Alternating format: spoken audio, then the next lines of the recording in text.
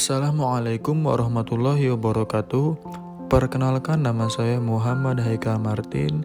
Pada kesempatan kali ini saya akan menjelaskan tentang hubungan perkembangan paham-paham besar demokrasi, liberalisme, sosialisme, nasionalisme, pan-islamisme dengan gerakan nasionalisme di Asia Afrika. Yang pertama, nasionalisme di India.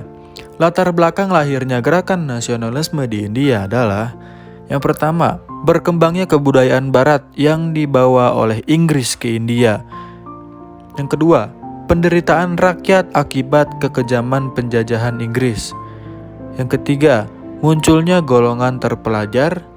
Yang keempat, pemberian status dominon kepada Kanada pada tahun 1867 sehingga menimbulkan keinginan rakyat India untuk mendapatkan hal yang sama. Kelima, kemenangan Jepang atas Rusia tahun 1905 menyadarkan bangsa India bahwa mereka pun dapat mengalahkan bangsa Inggris. Keenam, tentara India menyadari kemampuannya yang tidak kalah dengan tentara Eropa lainnya saat ikut dalam Perang Dunia I dan II. Selanjutnya, ada nasionalisme di Filipina. Nasionalisme di Filipina berkembang dan dilatar belakangi oleh yang pertama, agama Katolik Roma telah mengekang hidup bangsa Filipina. Sebagian besar tanah di Filipina adalah milik biara-biara sehingga sebagian besar petani Filipina hanya merupakan penyewa tanah. Yang kedua, pemerintah jajahan Spanyol bertindak kolot dan kejam. Tidak ada kebebasan berpendapat. Setiap tuntutan mengenai perbaikan pemerintahan dianggap sebagai pengkhianatan terhadap Spanyol dan dihukum secara kejam. Yang ketiga, timbulnya golongan terpelajar. Bangsa Spanyol berhasil menyebarkan agama Katolik Roma di Filipina.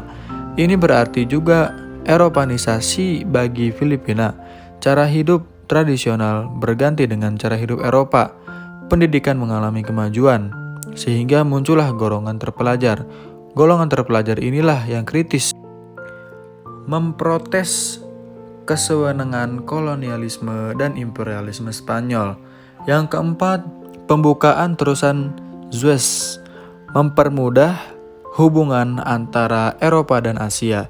Buku-buku dan paham-paham tentang liberalisme dan demokrasi yang menggelora di seluruh Eropa dengan mudah masuk ke Asia. Yang kelima, perang kemerdekaan Meksiko, Amerika Tengah dan Amerika Selatan terhadap penjajah Spanyol pada tahun 1810 sampai 1828 membuka mata rakyat Filipina bahwa Spanyol bukanlah negara yang tidak bisa dikalahkan. Selanjutnya ada nasionalisme di Turki. Pada masa pemerintahan Sultan Murad III pada tahun 1574 sampai 1559, kerajaan Turki mulai mengalami kemunduran sampai abad ke-19 hingga Turki mendapatkan sebutan The Sick Man. Kemunduran ini disebabkan tidak ada laginya sultan yang bersifat besar dan kuat, terjadi intrik-intrik di dalam istana, merosotnya moral tentara Janissary, pemerintahan yang lemah akibat banyak daerah vasal yang melakukan pemberontakan, Yunani, Bulgaria, Serbia, Rumania, dan Mesir melakukan pemberontakan menuntut kemerdekaan. Pada tanggal 1 November 1922, Kesultanan Turki dihapuskan. Turki menjadi republik pada tanggal 29 Oktober 1923. Secara resmi Turki mengumumkan proklamasi Republik Turki. Mustafa Kemal Pasha menjadi presiden pertama Republik Turki. Pada tanggal 20 Maret 1924, Kemal Pasha menjalankan modernisasi bagi negeri Turki dengan langkah-langkah sebagai berikut.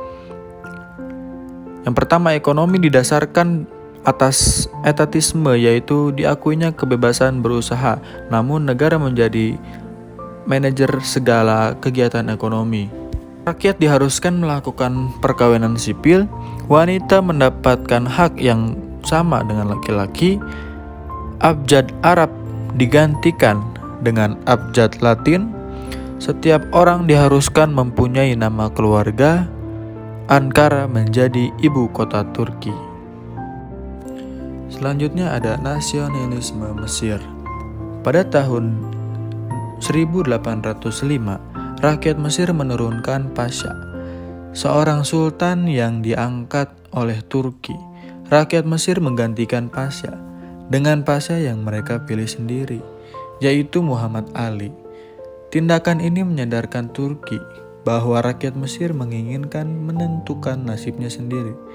Setelah ditetapkan sebagai Pasha Mesir pada tahun 1805, Muhammad Ali mengadakan modernisasi negaranya dalam bidang yang pertama, angkatan perang, yaitu dengan melakukan penyusunan dalam tubuh angkatan laut. Pelatihan bagi tentara dilatih dengan cara baik dan modern oleh Kolonel Savers dari Prancis. Yang kedua, modernisasi pendidikan, yaitu mendirikan selain perguruan tinggi agama Al-Azhar, juga didirikan sekolah-sekolah rendah, sekolah tinggi, dan militer secara barat. Yang ketiga, modernisasi pertanian, yaitu dibuatnya pengairan yang modern untuk memperluas daerah pertanian. Dianjurkan menanam bahan-bahan yang laku di pasaran luar negeri untuk mendapatkan keuntungan bagi pembangunan negeri Mesir.